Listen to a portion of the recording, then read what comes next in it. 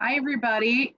I'm Gwendolyn Stirk from Stirk Family Law, and I'm so happy that you gave us an opportunity to give a presentation during your program this year. It's such a unique year with us having to do it remotely, but I think that it's going to be an interesting evolution in this ability to be able to share with you on unique legal matters for the 50-plus community. Really gives us an opportunity to have a good dialogue. So I'm here today with Joan Benos. She's another attorney at Stirk Family Law. Hi, Joan. Hi. And we're going to have a dialogue in a kind of a question and answer format, really to look at what are these unique issues so that we can all learn from the material that we have. We have also supplied material with you that have a lot of forms, a lot of articles, and things that aren't necessarily going to follow through the dialogue that we have, but really a supplement to the material and something you might want to review either during or after the program as well. So the 50-plus community. Joan, let's start asking a couple questions about it. You know, unlike other age groups, do you feel that the 50-plus community needs to be guided to specific self-care first and foremost in a family law matter? Yeah, sure, Gwen. If you're a person over 50, you may have noticed nobody's taking care of you. Everybody is busy taking care of themselves. But you know this, your mental power, your ability to make a decision depends on your physical health. Your best critical thinking is done with healthy food and regular exercise. You've heard this before. Your family law attorney is going to tell you again, and she can recommend a nutritionist or a life coach so that you can learn the art and science of caring for yourself. Divorce is exhausting. Maybe you took care of others for 40 years, maybe more. Now you need to grab the power to exercise your options. Right, and it's both that physical and the mental health, and I think that that's why it's important for us to do this program, because we're finding that in that particular age group, the 50-plus community has a special need to have that support network because their world is falling apart. So can you tell us, Joan, are there issues that are especially tough for the 50-plus community? Yeah, like you say, world falling apart. People over 50 who are thinking about divorce have unique doubts. Primary among their unique doubts is, will I have enough time to rebuild my life, rebuild my retirement plan, just rebuild myself after divorce? The family law attorney will help you with these tough plans. If you plan now for your future, you decide the details. And so you can avoid future conflict among your family, among the members of your family. You want to set forth your personal plan for control of your finances and your health care. You know, it's really unique. And just in the last few days, and obviously we can't talk about specific cases, but in giving advice to somebody, they didn't want to pursue it because they felt that the financial consequences would be too difficult, even though their life had been turned upside down, such that there was no relationship and it was affecting all other aspects. So I think guiding people specifically through these types of issues, you know, they're going to have to embrace it. They're going to have to face it at some point in time. So you're saying that it's shorter period of time to rebuild their lives. So what type of issues are you referring to there, Joan? Well, yes, it's not a simple matter to consider the end of your life, the end of your livelihood. What about a power of attorney for property? What about a power of attorney for healthcare? You would like to identify who makes the decisions for you when you can't, when you're not able, when you've either lost your marbles or you are so ill that you just cannot carry on decision making. Do it now. You can give another individual the ability to handle your affairs. No one else can do this task for you. Only you can make these choices. Let your loved ones know. Yes, let your loved ones know. But I just, you know, what you're going to do. But Joan, I want to ask you this question here to kind of do a little dialogue here. You know, these tough issues and these shorter time periods make the counselor's role crucial.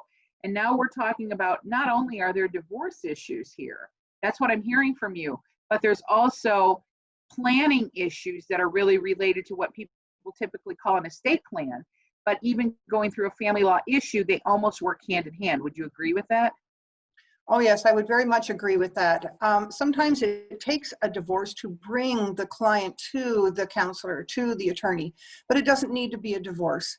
It can be just a contemplation of your life. Where are you going? Where will it end? And what's going to happen after it ends? Now, you're talking about these power of attorneys. So power of attorney is really planning for a time period when you're not able to care for yourself. Would that be true? Yes.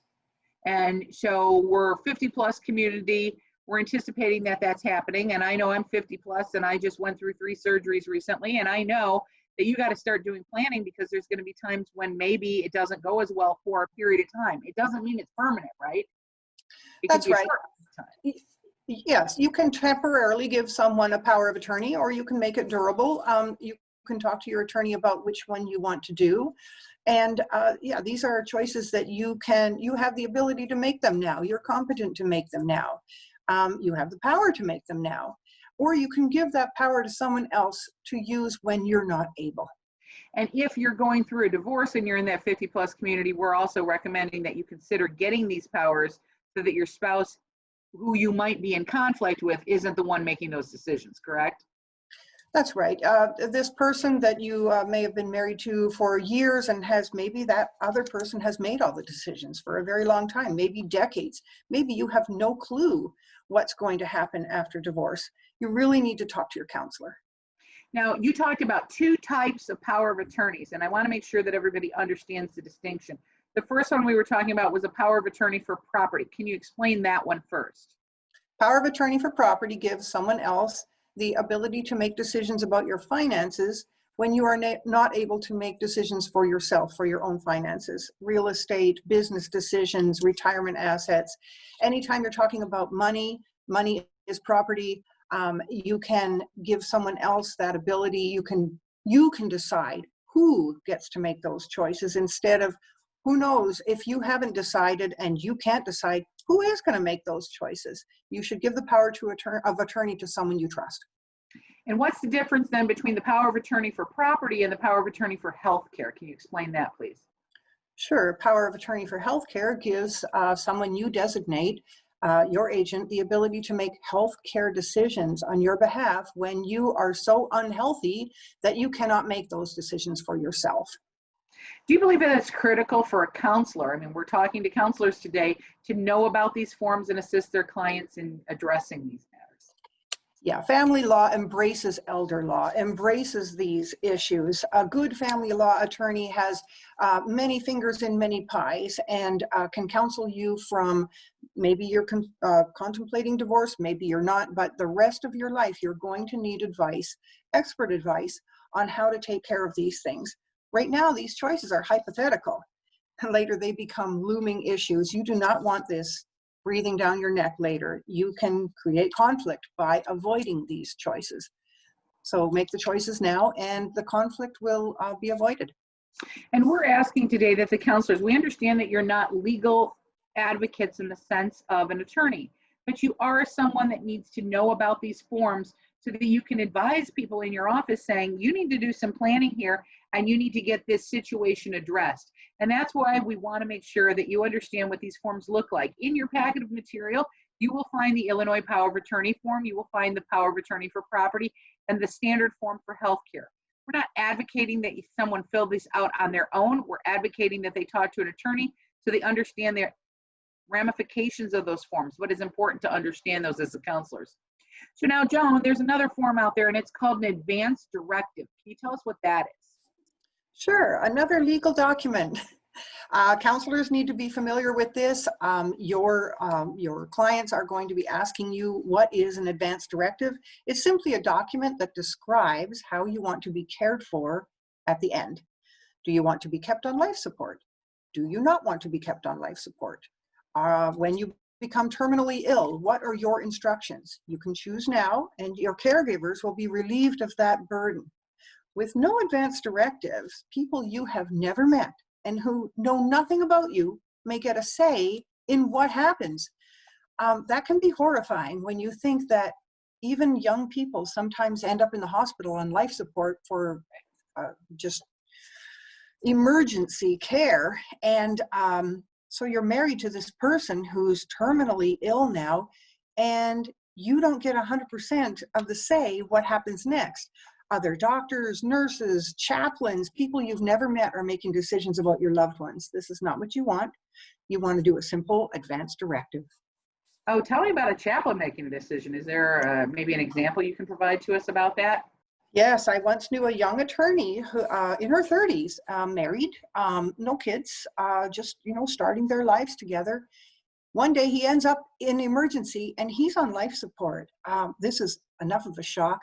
But a couple days later, she learns that without an advance directive, there's like a committee of people at the hospital that get to decide what happens to her husband. She can't decide on her own because no advance directive. Interesting. And I think that, the state laws can vary on this, but I think these are really tough issues because people don't want to deal with their mortality. They don't want to deal with those questions. And maybe they can change their position, but at least at the time they need to know. I always had a joke, give me a feeding tube no matter what. I'd like to eat all my life and continue to feed me. And it kind of was a family joke, but that kind of was my message to my family. That's really my advanced directive at this time. But it doesn't mean that when I'm 65 or 70, I don't have the right to change it, correct? That's correct. That's correct. You can change it, and you will be prompted by your doctor every time you go in for your yearly. You should be prompted by your doctor to update your advance directive. Right, but I think a lot of people just say, no, I don't have one, and they let it go. And I think that, the counselors can be a real impetus here to encourage people to avoid these conflicts in the future. And how you would agree that these are very emotional for some people as well, correct?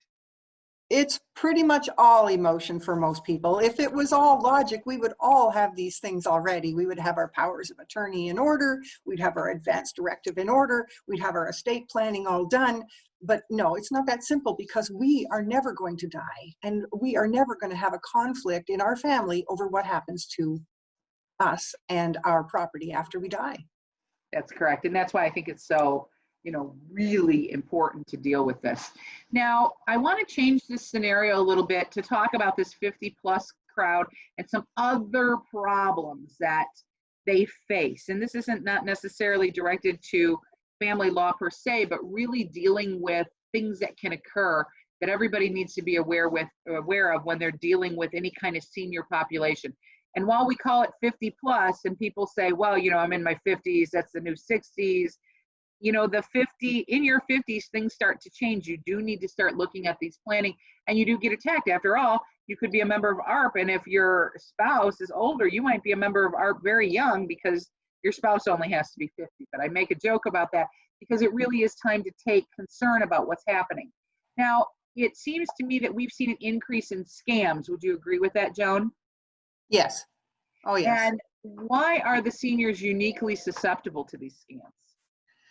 So everybody can be a victim of identity theft. We check our bank accounts every morning. We're careful with our social security number. We're careful with, we don't click on links. Our IT professionals tell us, be careful what you click on and what you open. Maybe the senior has missed all that. It's possible that they've just missed the instructions, or they've heard it and not really internalized it. When you're younger, when you're under 50, your financial mistakes can be corrected. You have lots of time. You have like a couple of decades to correct a stupid mistake, like giving away $10,000 that, oops, that was a scam. But seniors have less time to correct. I would agree with that. One example of it is this Irs Calling. Can you tell us about that? Yes. Seniors sometimes live alone. They're eager for human contact. So the phone rings and look, somebody wants to talk to me. Oh no, it's the IRS. Seniors trust more than younger people. It's misplaced trust. They fall victim because you can tell them something on the phone and they just believe it. It can't be true, but they believe it anyway, and they really haven't internalized if it sounds too good to be true, it is too good to be true. Or if someone warns you, like, I am the IRS and you owe money, they're more vulnerable because they believe, because they trust. And the IRS isn't going to call you. That's the thing. And they're not calling, and they're not looking for you to give them the Social Security. My husband got a call the other day and they said, your Social Security number has been stolen and we need to get you a new Social Security number. And can you give us the old one first? And it's like, are you kidding me? And then I got one the other day too, right into the office, and it said, we got $10 million. We'll give you $5 million of it if you will give us the routing number to the bank account. Are you kidding me? So it goes on all the time.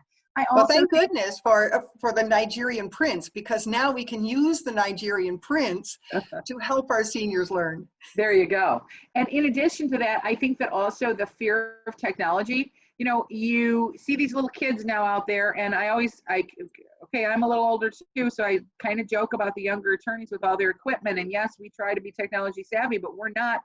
I wasn't that kid, nor were you, Joan, frankly, that had a computer and a phone at 5 and 10 years old that knows all the buttons and all the tricks. I know what I know, and that's it. Yeah. So I think that there's a fear of technology, and I would think that we're more advanced than some people. Some of my husband's friends don't even they have the old-fashioned phone. They do different things because they don't want to deal with the computer. And so I think the fear of that also, the embarrassment of that also puts that in place. Yeah, and let's face it, when you're of senior age, your short-term memory isn't as great. So you can learn how to Zoom with your 50-year-old child, and then you forget. Or you can learn how to Google Duo, and then you forget. Right. They just forget. Yeah. So it's the way it is. Now, there's also what's called a bereavement. Wait a minute. Let's talk about winnings and sweepstakes first. Talk about those kind of scams. So these are all scams.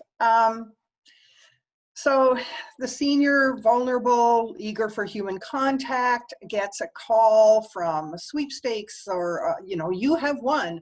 All you need is, we just need a check to cover this and that, incidentals, and then we will mail you your $20,000 or whatever, or there's a children's foundation. We just need a donation. Poor, pitiful us. Of course, this is the scammer. We need your money. And we need your bank account information, don't we? We do. We need your bank account information, your social security card. Could you just give us your Visa? That would be much easier if you could just give us your Visa number, and we'll take care of the rest. And thank you for your donation. Seniors love to get mail. They love to go down to the post box and pick up mail. And if you tell them they've won a prize, maybe they'll believe it more than a younger person. Yeah. What about bereavement scams? Anything of that nature? Can you tell us about that? Sure. Your incidentals of your life are public record. You just got a divorce. Somebody in your family just died. This is public record. Anybody can read the obituaries and figure out that every single person in your family is going to be at the funeral on Thursday at 2:00, and that would be a really good time to burglarize your house. Scary. Yeah. But that's the society that we live in. Now, I understand that your mom had a situation. Can you tell us about that? Yeah, in fact, hers was the most common of all, because she did end up talking to the police afterward, and she has actually been asked by the police to talk to her senior community about this. So the phone rings, and it's her granddaughter, Sarah. And Sarah says, "Grandma, hi, I'm at college, and I'm a fun girl, and I went out last night with some boys and from the hockey team, and I'm in trouble. I need money, and don't tell Mom. Grandma, could you just send $5,000 and let's just keep this between us?" And my mom sent $5,000, and of course it was a scam. And she didn't bother to hang up the phone and call Sarah directly. So she thought it was Sarah. And it's really interesting because they are so, and I wonder, and of course I don't have the capacity to understand, but I wonder how they know all this information. But I still wonder how they know if I'm shopping for a product and I'm on the computer and I didn't buy it, and the next day it's in my folder, and they're saying to me, it's teasing me to say buy it. So in the same sense, these scammers are figuring out things to do, and they're smart, and they're a lot smarter than us. What about medical scams? Did those occur as well? Sure. For every reason you have to go on the internet, pick up your phone, click on something, Google something, every single time you do that, you are putting yourself out there. You are vulnerable to scams, and the seniors are most vulnerable because they are less suspicious. and they are more trusting. So if somebody offers them something, one-time deal, if you fail to do it now, you will have lost out. And it's a fear of missing out, fear of being lonely, fear of being isolated, fear of being, people will think that I'm not technologically savvy if I don't, pick up my computer and give my visa and look how accomplished I am. But no, it's all scams. Right. I want later when we talk about medical insurance and coverage for the elderly or for individuals over the age of 65, there are websites that purport to be the Social Security Administration and they're not. So unless it's .gov, don't get on it. But that gives an example of the medical information that you could share and changing even the way your supplement works and your premium works. It's just really crazy. The other thing would be protecting your Social Security number. The importance of that for older folks needs to be emphasized. Would you agree? Yes, and the trouble these days is you can't just go over to your mom's house and say, Mom, let's sit down together, open up your computer, let me just show you a few tricks. Tomorrow I'll come back, maybe Friday I'll come back again, let's keep discussing this. We can't do this. My mom's isolated.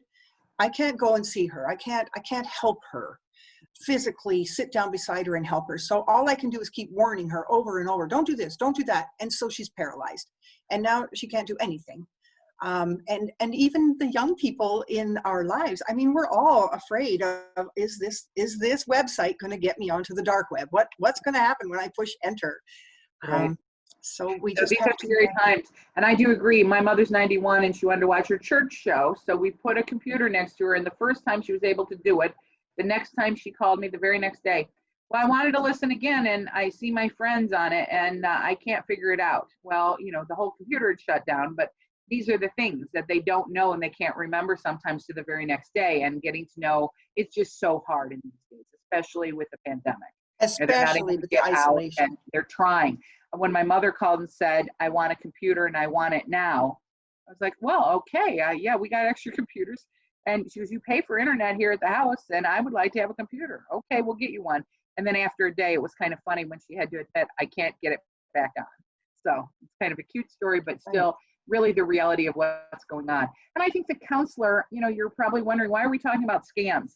I think that it's important for you to understand these things are going on, which you might already know, but to elicit this information from the people in your office and really give them guidance about what they should do, whether they should involve the police, whether they should, whether or not you think they're capable of making these decisions at this point, or giving good guidance to make sure that people understand that these scams are out there and people are not what they purport to be, and you need to be very careful. And especially when you're counseling the older person, because they sometimes are ashamed of giving people the trust, and they feel guilty and they feel like they're spending the money that they should be giving to their children, and so they may be ashamed and they're not going to talk to you unless you really help them. Right? Now, is there such a thing as a love scam? Yeah, and that goes along with that fear of missing out, the fear of one-time opportunities. Maybe you've been in love with the same guy for 50 years, and now he's gone, and now you're alone, and you can't seem to make decisions without his input, and you really miss having someone in your life. That's when the scammers attack, because all they have to do is pretend to be love advisors, set you up with someone who obviously doesn't exist, but you need to give them your visa, to pay for the advice that they're giving you on love. And it's the fear of missing out, and the fear of isolation and loneliness that leads to that. It's very sad. It's really sad. And, tying that in now in terms of the whole scams, is there a common practice that you've seen in your legal field of seniors not understanding their finances? Yes, usually in the older, we see a lot of divorces with older people now. And typically one person has looked after the finances and one person has just not bothered. Not bothered to learn. It's really not important. Someone else is taking care of it. And that can be a problem when that other person disappears. when they disappear or a divorce or anything of that nature, or even get ill and they don't know. And I will tell you, I've been practicing now 31 years, and I always say, you know, in 50% of the cases, one spouse, whether it be the man or the woman, and it can be both sides, they don't know anything. I ask them a question, don't know. My spouse always took care of that. I took care of the yard. I'll hear that sometimes. I took care of the maintenance, or I was taking care of the kids, and I don't have time, didn't have time to understand anything. And then all of a sudden they're in crisis mode, whether or not a spouse died, whether or not somebody's ill in the hospital, whether or not they're going through a divorce, and they don't understand. And I think that conversation with people to say it's okay to ask those questions, and that there should be, even in couples counseling, if you're not talking about financing and having a good working understanding what the family finances are, you're not sharing in the relationship. Would you agree with that? I would, and let's face it, especially in divorce, that brings out the worst in people, and it is very possible that one spouse should not be trusting the other spouse to make financial decisions or other decisions on their behalf.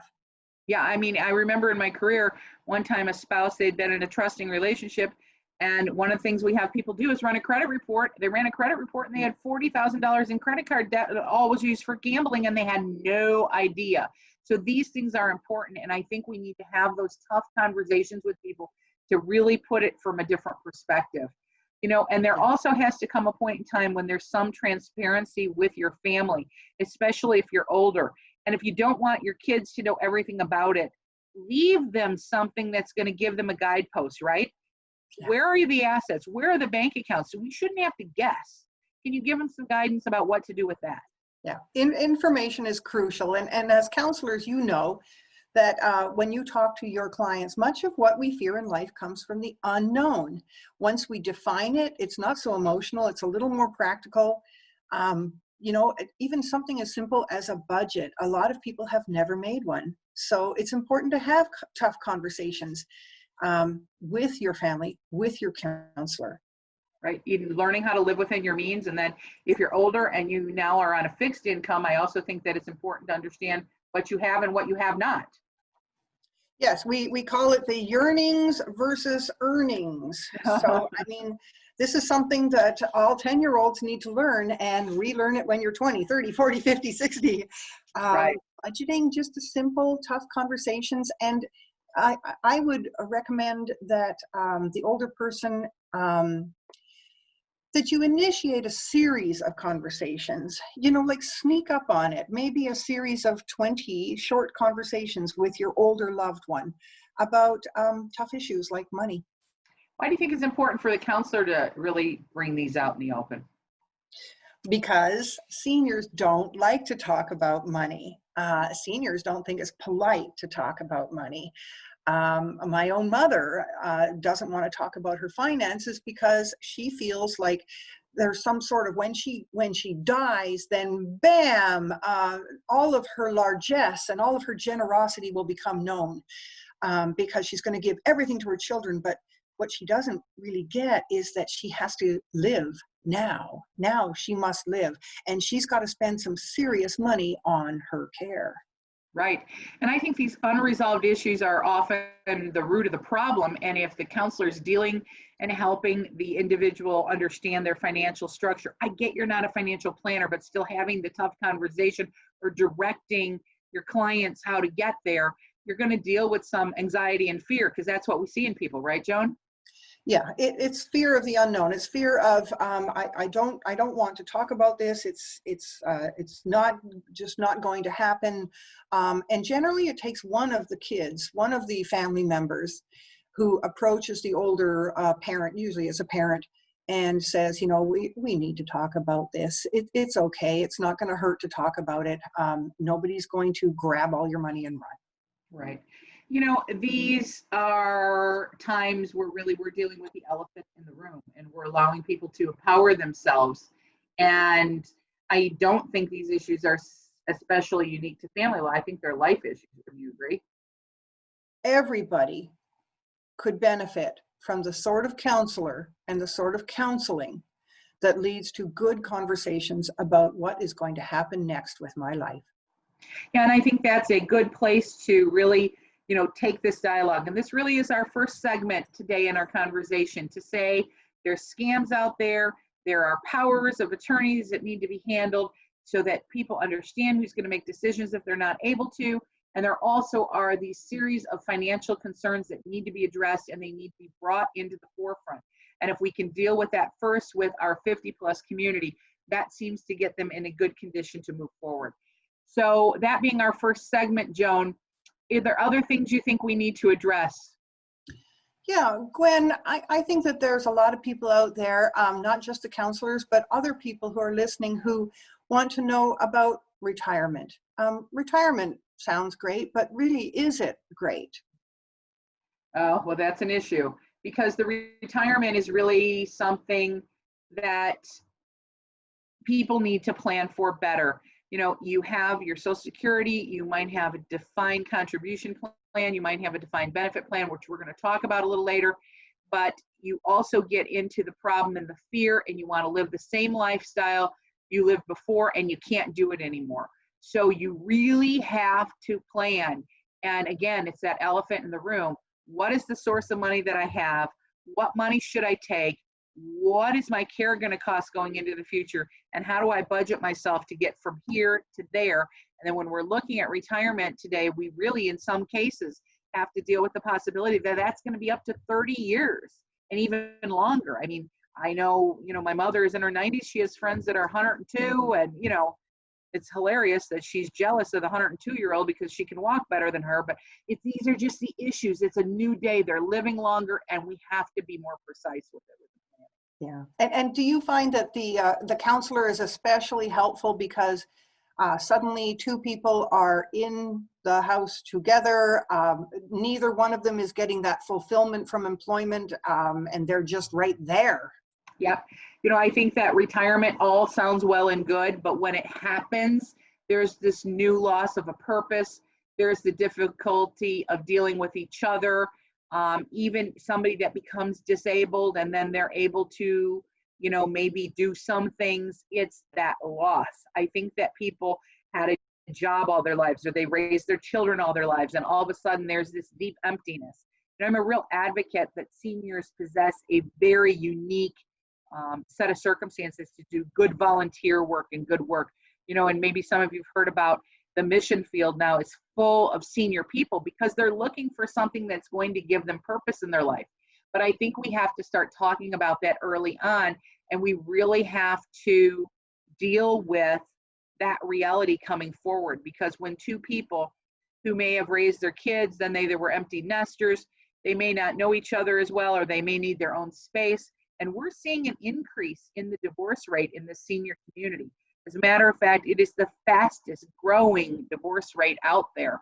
And so I think that it's because of this unhappiness and this unhappy time of change. And that's what I would say to that answer. Yes, and why is the retirement income so key to their problems? I think the retirement key is key because when you don't understand your finances in the first place, here's the problem. We have people to get a divorce in Illinois, you have to fill out a financial affidavit form. And it really is a reality shocker. How much you spend on everything. I mean, you really have to budget when the whole year, if you're going to have to pay homeowners insurance, for example, or you pay for X amount of insurance, or a life insurance policy that might be a whole life policy and they're still paying on it. And when you sit down and you look at that budget, and you're like, oh, that's how much it costs to live. And then you look at this pool of money that you're going to have from retirement. It becomes this shocking time period because nobody's really had that conversation early on. So retirement income is key. I think also people think that Social Security is going to be this great windfall, and it's not. Social Security is a fixed amount of money. If both spouses are living, yes, it's a greater pot of money. Then if one spouse dies, that pot of money is generally, cut at least in half, sometimes different. And this is where you have to get into that planning state. And, that retirement increase isn't going to come fast enough. So let's talk about Social Security. The government gives you a little raise. I think this year it's a very small one, but even if it was 3%, but then they're increasing the cost of your Medicare insurance. Then they're increasing your deductible. So it really is a net wash. I would say that really you haven't gained anything by any of those increases. So you really got to look at that as a fixed asset. Then you have to look at your pension plans. And Joan, would you find that people aren't understanding pensions at all? Yeah, that is the case. Nobody understands what is a pension. When do I get my money? Right. So pensions, and it's interesting because since I've been practicing law, I would tell you that most people don't have a pension anymore. Of those people who had a pension, there are different types of pension. We call those defined benefit plans. What that means is that you're going to get a fixed amount per month, and yes, you might get a COLA or a cost of living adjustment on that money, but oftentimes those plans require that there is an election made when you're planning for retirement. What that election will do is decide if you're going to take it as a single life annuity, a joint and survivor annuity with 50%, joint and survivor annuity with 75%. And I want to give a story because I think it's the tell-all of what I learned as a very young attorney. It was the very first year I was out of school, and a woman came into the office I was working at and said, my husband passed away. He'd retired 2 months ago. He selected his pension and he wanted to maximize the amount of money that they were going to get per month. So he selected a single life annuity. Well, he died of a massive heart attack 2 months later, and the pension was gone, vanished. Because what a single life annuity does is it pays only over the life of the participant or the one who accumulated the pension. There was absolutely no benefit secured for the wife. She didn't get 50% of it. She didn't get 75% of it. So when people are looking at this pension paperwork, their eyes get big because they see a much greater number over the single life annuity. But yet that example, and I don't remember the person's name at all, but I can tell you it was at that point in time that as an attorney, I became dedicated to the fact that I was going to learn retirement because I wanted to tell people in family law, you better watch what you're signing. When you come in and you get a divorce, we're bound by what was already done. So the first question we're going to ask is, if your spouse is in retirement age, we need to see that election form. And the other spouse has to consent as a general rule. There are some exceptions, but as a general rule, to the type of election made by the participant. But they don't remember. In 80 to 90% of the cases, they have no idea. That's what I would tell you. No idea of what form was elected. So then we have to go back to the company to even see if there's a qualification for a future plan. So that's what we're talking about, these fixed incomes. Provide for your spouse, provide for the future, look at all the different possibilities, and the counselor can help them through this. These are tough times for people. And I think that we're encouraging people all the time. Go to your counselor, deal with it as a husband and wife. Get your kids involved if you have to, because these elections are so critical. So Joan, you would agree that this pension issue is really important. The pension issue is very important with the older people because there's more pensions among the older people, the electrical pension and that Right. sort of thing. Sure. The younger people aren't getting pensions so much. They're getting 401ks and other things, other vehicles for saving money and paying it out. But you need to know, you need to be informed what these questions are valid, and you're not being picky. You need to know before. You need to know. Yeah. And now let's deal with those other 401ks. Those are called defined contribution plans, and those generally have a cash amount. And from that cash amount, then you can make an investment or election. You're going to be required, I think it's now age 72 because they pushed the age out, that you must make mandatory distributions from those funds. But you should look at what you have. How much earnings do you think you're going to make? When should you pull that money? What are the tax consequences? Of course, after age 59 and a half, you can avoid the 10% penalty, but don't go out and buy yourself a sports car with, a large portion of your defined contribution plan, because that car is going to lose value. You're going to need this money going forward. The other thing I would say is people then try to look at annuity plans, and you have to be very careful about whether those annuities are going to pay or whether or not they leave a survivor benefit and how all of that works. Because again, this is a critical time. And my advice is that you don't go to one advisor. Now, we're going to give you direction on what those retirement options are, but we're not financial advisors either, nor is the counselor. But what we all have to do is say, you need to get to a financial advisor. And maybe you need to go to more than one to see what options are available, because that's where you get in trouble sometimes with those annuity plans. Because again, you might annuitize it that it's going to guarantee you and look like a pension, but it may be over in 5 years and then your children lost that money. So what ifs? These are the types of questions that have to be asked. What if this? If this happens, then what? What is that X, Y, and Z? That's right. And it's not just wealthy people who have to get answers from a financial planner, at least a financial advisor. It's everybody, because if you can't answer the simple question, what happens if, what Right. happens if I retire early? What happens if I lose a leg and I can't work at all? What happens if I get a divorce? If you can't answer those simple questions, then ask them of your financial planner. Right. Absolutely.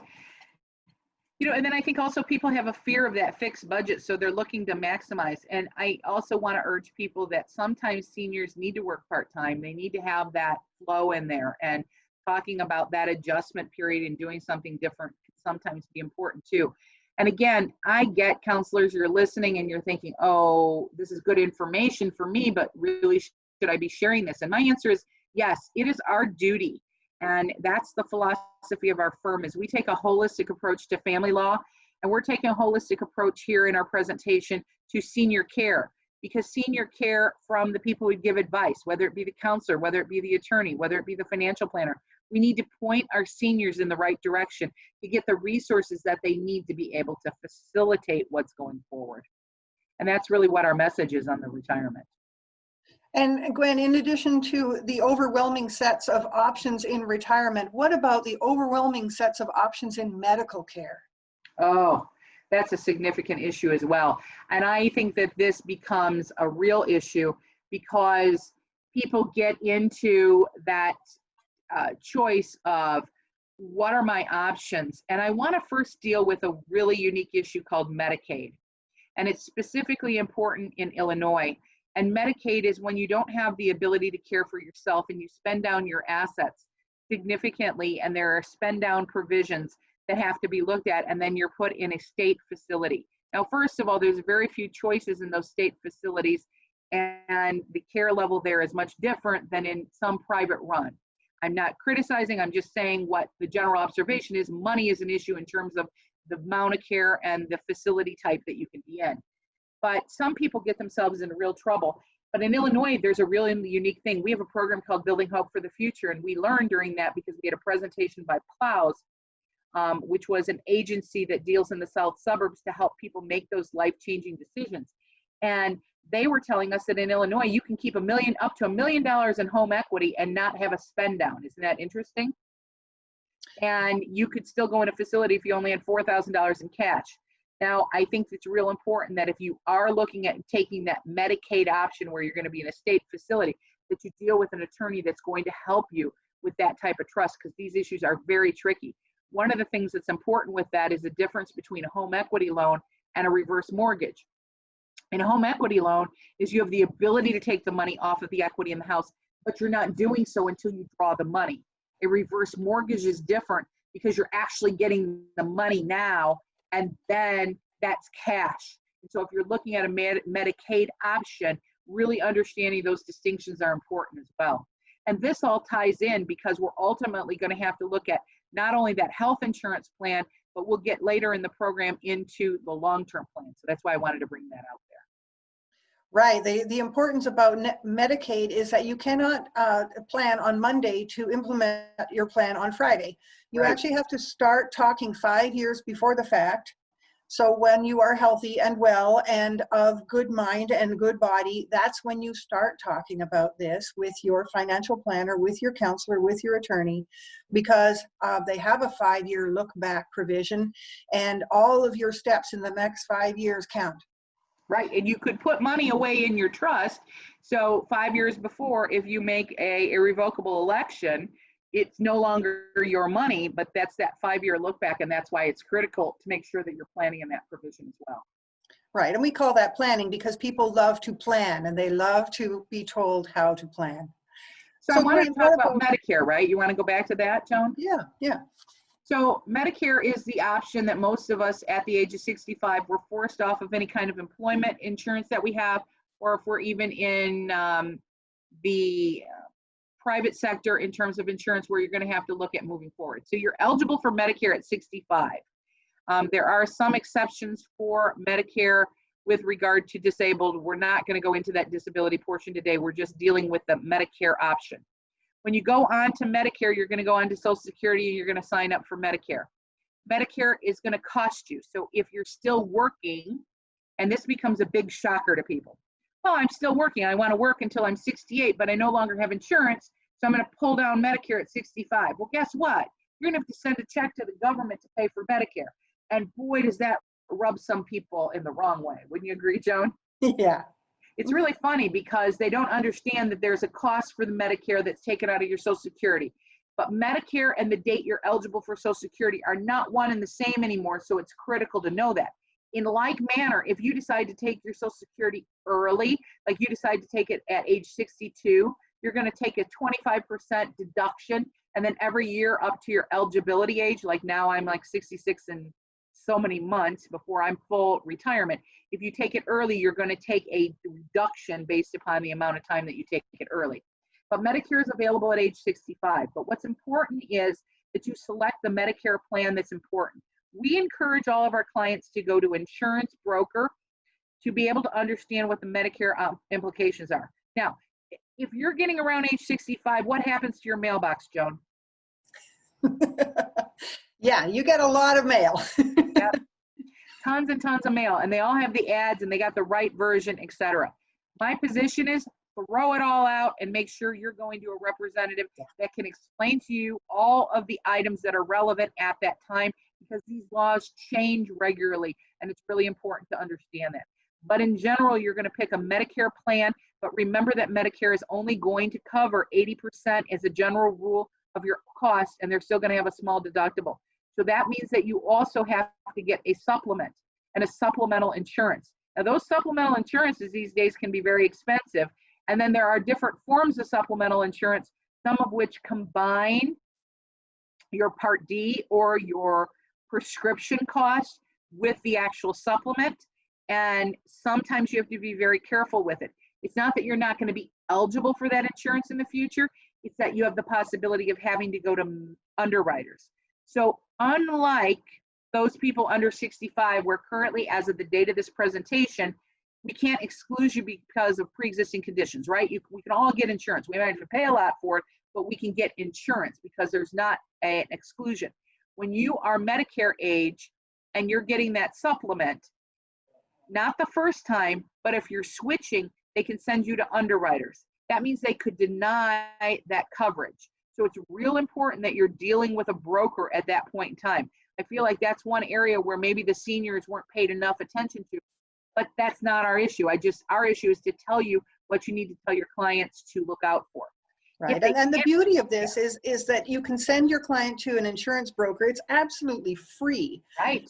Even if you're still employed, even if you're not going to take Medicare, you just want to get some answers, you just want a conversation, you can do that. It's free. Right. And they get paid by the insurance company, ultimately as part of a commission. So that's a good point, Joan, because I think it's really important that people understand that. So you're going to want to get that supplemental insurance. And then if you can't afford that, then you can look at Medicaid for the supplement to be there and to be provided for you. But again, as Joan said, these are those payback provisions that are there, and that planning if you're going to go on Medicaid, right? Yeah, it's always a good idea to plan, because if you just think, oh, I'm just going to work, and then I'm going to retire, and then the government's going to take care of me. No, that's not going to happen. Right, and you have to plan for it. And again, we're saying to everybody, you need to be familiar with what needs to occur so that when you're talking to the senior that's in your office, you can say, you need to get to this resource. Again, it's that holistic approach to care for somebody. We're lawyers. We can only do so much. We can't help them like you can. We can't deal with diagnosing anxiety or whatever mental health condition they have to be able to give them a proper care. But we can all point each other in the right direction, and that's the purpose of us giving this presentation. So, Joan, if you don't mind, I'd like to take a brief break for a minute, and then we'll be back. And when we get back, Joan, I'd like to ask you a series of questions about long-term care. Sure. All right.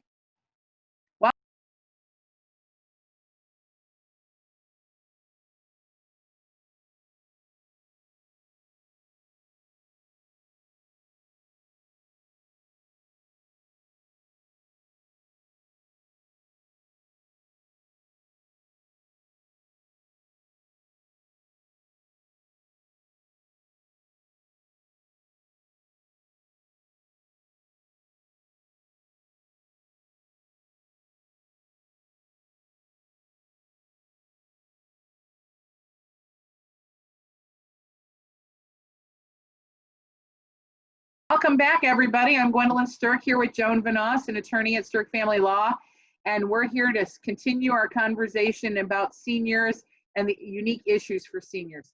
So as I promised, we're going to start talking about long-term care insurance. So Joan, first of all, what is it? Sure. So you are going to need long-term care, believe it or not, beginning when you're not sick, but you need assistance with the activities of daily life, like dressing yourself, bathing yourself, eating, going to the toilet, walking. Long-term care insurance usually provides coverage for nursing home care. That's very expensive. Assisted living, again, very expensive. Home care, that's newly expensive. Adult daycare, respite care, hospice care, Alzheimer's services. That's why we buy long-term care insurance. Health care, go ahead. Who should have it? Everybody is going to need it. Believe it or not, you're going to need it for health care, for personal care, custodial care. These expenses over long periods of time, sometimes years and years, they're not usually covered by your health insurance or Medicare or Medicaid. So if you need these services, it's good to have a long-term care insurance policy. A long-term care insurance policy can be included as a rider on your life insurance policy. The policy premiums can be very expensive. So it's good to look into this now when you're doing your good planning. And good planning is the key here. An elder law attorney, a counselor can guide you through the complexities of long-term care insurance. Also Medicare, also Medicaid, also private insurance, all of these things, so you're going to have to think about it. Right, and I think long-term care is really important because under the Medicare rules, you know, first of all, you have to have a 3-day hospital stay, and then they're only going to cover up to 100 days. And then as we all know, you have to be improving in those 100 days or they're going to release you. So, you know, if you're really laying there and you're not able to improve, they're going to kick you off. And I remember, you know, when I had a family member in and we had to go back to the emergency room, the doctor had warned me, you always call me first to make sure that I got enough of a condition to readmit for 3 days. Because if I don't readmit, you lose that opportunity. You can't go in and out. So it's really critical that you understand that Medicare is a short term and your supplement generally isn't going to cover more than Medicare, or it's going to be a limited period of time. So this long term is really the only alternative to get there. Now, that may be dementia care too, right? If you're going to be in a memory facility. Yes, also memory care, also Alzheimer's and dementia care. And dementia is why people are generally in nursing homes. That's what puts them there. And so understanding that, you know, I know that my mother and father were advocates of this, and I got my policy when I was in my young 30s, and I have 2 policies now, and I look at the increased cost of living, and I need to get another policy even. So you can't wait. You should get this done. It's going to be a lot cheaper if you're 50 rather than 60. And then at some point in time, the eligibility to get this is going to expire as well. You know, don't you think, Joan, that people think it's out of their budget and they can't afford it? Yeah, again, the fear factor is right there. Am I going to need long-term care? I don't know. Is my child going to do it for me? Probably not. I need this insurance policy. So why don't I talk to my broker about it? It's absolutely free to sit down and talk. Right. And, you know, even if your child wants to do it in all good faith, if they're raising their own children, if they have a job and you need 24-hour care, it's just not going to work, and they can't provide 24-hour care. I mean, these are the reality of life. And I think that sometimes people don't want to talk about long-term care. And I think that the riders on the life insurance being probably the most relatively new type of way of getting that coverage, really good options. So sitting down and maybe with more than one person and saying, what do I have to do? Now, I have to tell you, Joan, some people would say to you, you know, when I turned 50, my long-term care, one of my policies increased to $2,500 a year. And they say, I just don't have the money to do that. So is this something you should just make a priority, like a house payment? What do you do? Well, what's the alternative? Really, medical bills are just too expensive. Nobody can afford long-term care without long-term care insurance. And if you really want to avoid being a burden on your children, then you will look into this and you will find out the facts and start budgeting for it now. Right.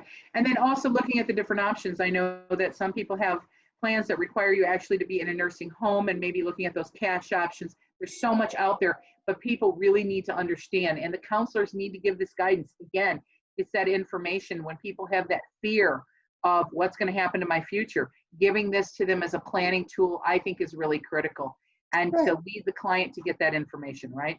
Just because we're old doesn't mean that we can't make an informed decision. We still have the ability to learn the facts and make our own decisions for our own selves. And so, yes, you sit down and you talk to the counselor and you get some options. Now, is there such a thing as elderly exploitation? Yes. Unfortunately, we do need to address elder exploitation, elder abuse. Of course, we know what it is like to be exploited as maybe a child or maybe as a young person. But this is a special instance, elder abuse.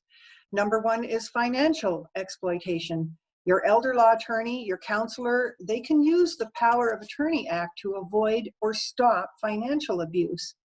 The attorney and the counselor can help you remove an agent who's not acting in your best interests. You thought you had everything planned out. Maybe you chose the wrong agent. The elder law attorney and the counselor act in probate court to restrain converted assets, what we used to call up and out theft. Also, your attorney can help you remove a trustee who is self-dealing or not doing their fiduciary duty. That's hard to say, but fiduciary means acting in your best interests, not their best interests. What about physical abuse? What about elder abuse, physical abuse? Again, usually we hear about this in the news about nursing homes who have been unlicensed or shut down because of elder abuse. Your elder law attorney, your counselor will work with adult protective services to support your rights as a vulnerable older person, or help you help your exploited or abused loved ones. Maybe you suspect that your parent is becoming the victim of financial exploitation or physical abuse. You need to talk to someone about that. The best person to talk to about that immediately is the counselor. The counselor can give you a good attorney's name, and you may end up in front of a court. You may have to pursue this, but you can't just ignore it. Right, and it's alive and it's well. It's happening, and it's really sad. But I know a lot of people hear a story and they think, well, I don't want to turn them in, and it's like, well, just like you have responsibility for children, we also have a responsibility for the aging adult and getting the right care. And if they are being financially or they're complaining of financial abuse, making sure that they get these questions answered. So I think that that's really important, and a role that everybody can play, because it could be a caregiver, it could be a family member, it could be a lot of different things. And again, the elder person feels so vulnerable that they just do it because they're fear of the unknown. So leading from that, can you tell us about the family sandwich? Yes, sure. The family sandwich is made of layers of people, from very young through the not so young to the very old. So it's layers. The ones in the middle are the most overwhelmed. Those are the ones we see in our practice, trying to take care of the young ones, trying to take care of the old ones, trying to take care of themselves, trying to take care of the entire family sandwich, every layer. How should you prepare your clients to be elderly clients? They need to have options in aging. They just need to understand the family sandwich. Where am I in the sandwich? Why am I always feeling so anxious? Why do I feel like I have to take care of everybody? And even the elderly people can feel like they have to take care of everybody. So I guess the next question is, how do you prepare your elderly clients for options in aging? Meaning, how do you address it? How do you say, okay, this or that needs to be done? Sure, and again, the path to peace starts with having the essential conversations. One of the biggest mistakes we make is our failure to talk with our elders, talk especially about finances, talk about their feelings, talk about what problems they're having, where are they having their fears, and what is the role of the counselor here? The elder law attorney and the counselor both guide the client. We don't like to talk about money. Older people especially don't like to talk about money. They don't like to lose their independence. They don't like to talk about how they may have been exploited. Again, the independence, it's very strong. They may have fought in the war. Come on. They don't want to be helpless. They don't want to rely on you, but we have to address the issue of how our aging parents are going to manage. And that leads us to the next question. How are they going to manage? What are the options? And I think that there needs to be a conversation and an understanding of all the different options that are in place for living arrangements for our elderly. So if you're in that sandwich and you feel like you're caring for everybody, you want to look at what your options are. Can you start explaining to us, what does it mean to age in place, first of all? Yeah, that's well, it's both old and new as a concept. In a very older agrarian economy, you know, as you get old, you are assigned different tasks, and pretty soon, you are still in the same physical home with everybody, but you are still part of that physical family, and you are aging in place, and you have your own little tasks to do. Maybe you do some simple childcare, I don't know, or some cooking.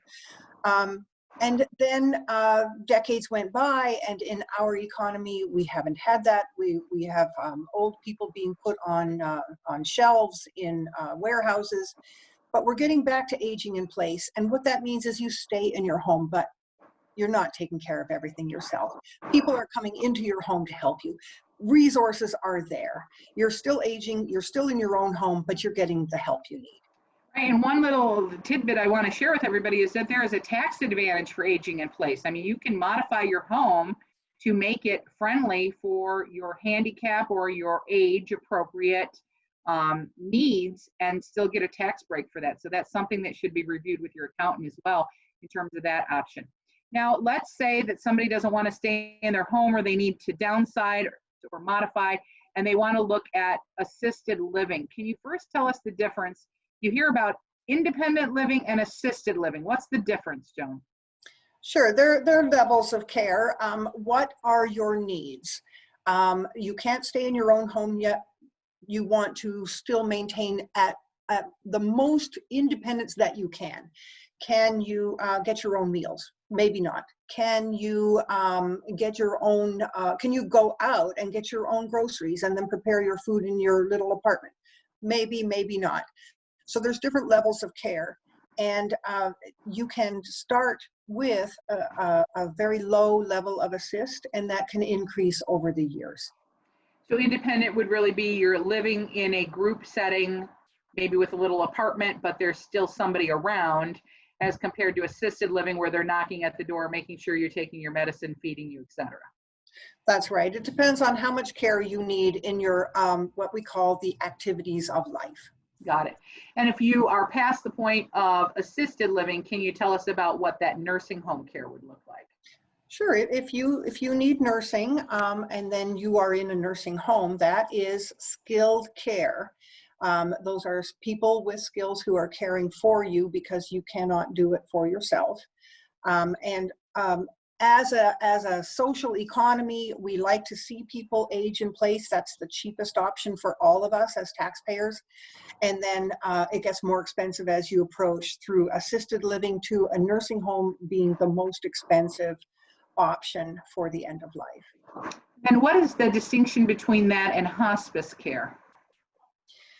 Yeah, people can go to hospice care even though they're not going to die tomorrow. Hospice care can be temporary. You can go back to, you can go to hospice care for a couple of days where you need an extra level of skill, and then you maybe go back to a rehab or a nursing home or a hospital. And there's respite care as well, that where somebody can step in and just give caregivers a break just for a day or maybe just a few hours.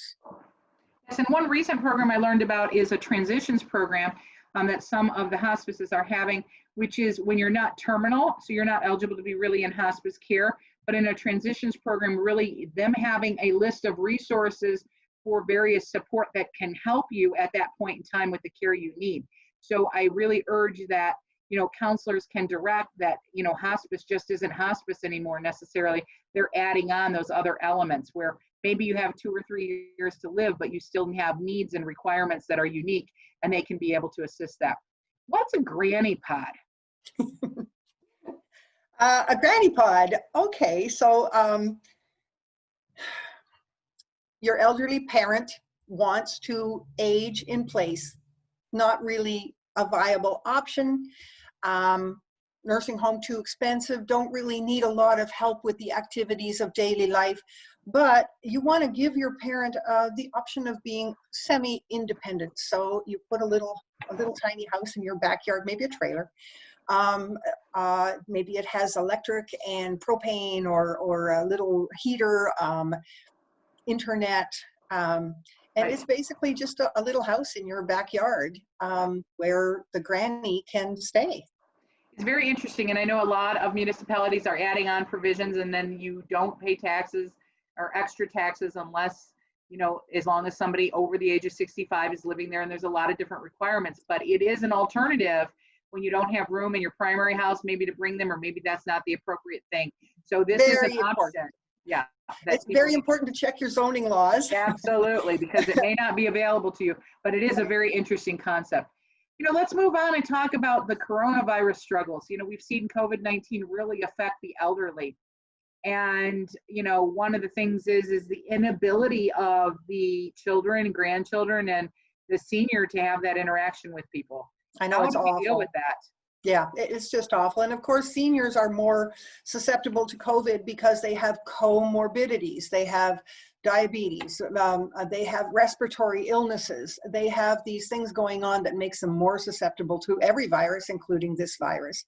And then put into that maybe your nursing home doesn't have the level of staffing equipment. Maybe they don't have personal protective equipment. Maybe they don't have the training. And pretty soon you have a nursing home where you're not allowed to visit. And that just happened this year. What do you mean I can't visit my dad? He's 80 years old. I need to see him. He needs to see me. And then maybe you're thinking of the option, fine, I'm just going to yank him out of that nursing home then. And he's going to come home and he's going to age in place with me. Now you really need to talk to the counselor and you really need to know your options. You really do. And, I know that I have a friend and the mother can only go out to doctor appointments. And, even though they're loosening up some of the restrictions, it's still difficult because you can't visit. It's really for a limited purpose. They can't even take the mother home to their home to have lunch, all these rules and regulations. And I understand that, but it's been an especially difficult time for seniors. And what I want to talk about that within that concept is what really is the role of the adult children. And Joan, what is your experience about who carries the load? Yeah, generally the load is carried by one child. Generally, when you talk about the family sandwich, there's a person in the middle, 50 years old or so. They've got a lot going on. They feel responsible for their parents. They feel responsible for their grandchildren. They feel responsible for their children and also themselves. And usually it's one person who steps up and has those difficult conversations with the counselor and with the aging parent. Right, and it's interesting because then sometimes that creates conflict also between the other siblings because, well, you're making all the decisions. Well, you didn't step up to the plate. And so there's all of this almost family conflict that comes out of it as well. And I think the counselors, maybe that's not their role and maybe they shouldn't, they can't see that person, but there are services that we're familiar with that will do family mediation because obviously getting the entire family together as to who's to do what. And that anger that can come, no, it's your turn to take mom to the doctor. It's your turn to deal with dad. You spend the night with dad, and how to resolve those conflicts. Because I think that that's really a reality and something that gets lost a lot of times. And the counselors can be a real great resource to try to handle those conflicts. But you're right, our experience as attorneys is one person is carrying the load. Yeah, as attorneys, we see what happens when families don't talk to the counselor and they don't talk to each other. And then after the person dies, it's like, well, you obviously stole all the property. Of course you did. Yeah, right. Access to the elderly parent. Right. And that's suboptimal. We need to talk to the counselor first. Right, and it ruins relationships for a lifetime. We see those cases all the time because it ends up in the probate process if the elder hasn't concerned or done what they need to do. All right. You know, I think we're at a point where we really want to switch to answering the questions about what if that planning really wasn't done? So what would be your concern there, Joan? What if the planning wasn't done before the elderly person died? Well, before they need health care. So let's talk about that guardianship role. Right. So, well, there are scenarios where maybe your elder parent flat out refuses to sign a power of attorney, flat out refuses to talk about money at all. And maybe you've seen a little slip in their financial dealings. Maybe you have seen them put themselves at risk, put their futures at risk, put all of their nest egg at risk. Then the only option you have is a guardianship. You need to go to the court. Right. And what I would tell you is, and I think it's funny, we get these phone calls all the time. I need a power of attorney because I'm noticing mom's got dementia. Well, that's a little late because mom doesn't have the power to consent to that power of attorney at that point in time. So what happens is that you have to file a motion with the court to ask the guardianship be appointed. As a general rule of thumb, you should be filing a report of a physician who's going to report to the court about the mental state, the capacity, the physical state, and the ability of the elderly person or disabled adult of any age to be able to make decisions. Now, it's interesting because there can be different types of guardianships, and I think it's important that we stress that. People always think a guardianship is a guardianship over every aspect of a person's life and financial affairs. First of all, there's two different types of guardianships. There's guardianship of the person, and there's guardianship of the estate, and they're two different things. The estate is the finances. If you're guardian of the person, you can even have a limited guardianship so that you're not taking all of the decisions, but you're taking certain ones that they can't make decisions on. But our experience with the courts is that people don't use that limited guardianship very much, right, Joan? Right. People do think it's an all or nothing affair. Right. And so as a result of it, that's what has to happen is you didn't get the power of attorney, so now we have to go to court, and the elder person or the person who you're, the disabled adult who you're seeking to appoint a guardianship for, they have the ability to go into court and fight it. So I'm going to tell you about my hot dog case. I just always laugh about this one. It really wasn't funny until the fire department. So the older gentleman kept burning the hot dogs in his apartment. And the fire department would have to come out because the smoke alarms would come up and he was making a hot dog, but he'd forget that the hot dog was on the stove.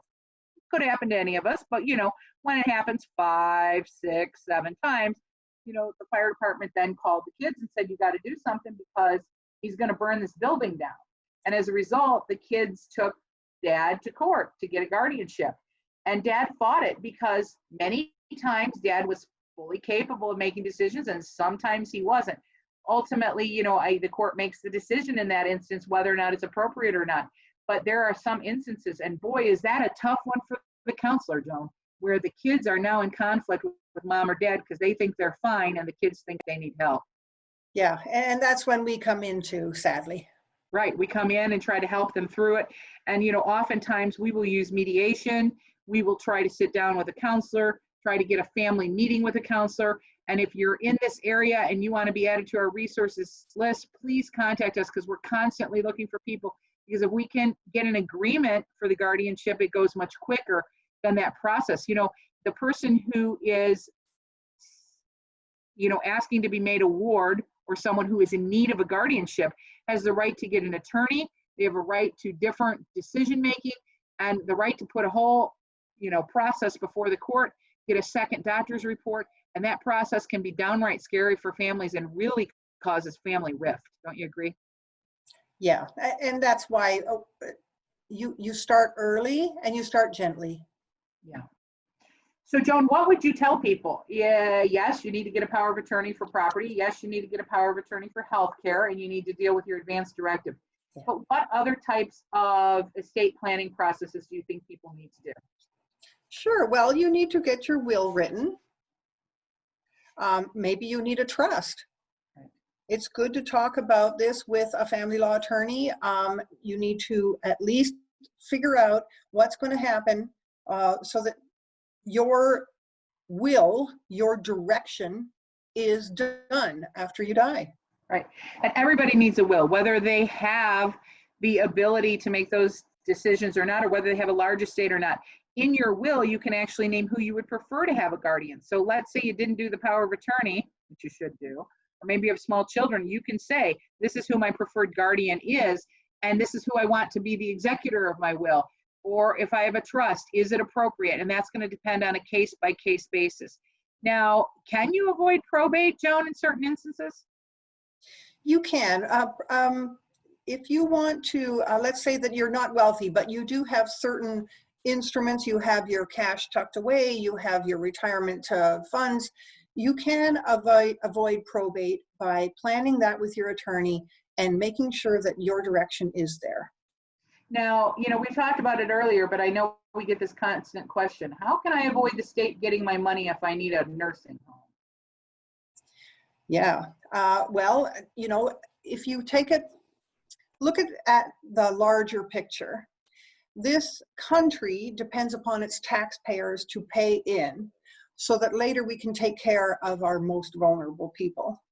So if the taxpayers, if the society needs to pay for things, you know, it's not free. Nothing is actually free. So if you start early and plan ahead, you can pass your wealth, what your family has worked so hard to gain over the last 200 years, you can pass your wealth and still take advantage of the social services you have paid for as a taxpayer for the last 50 years.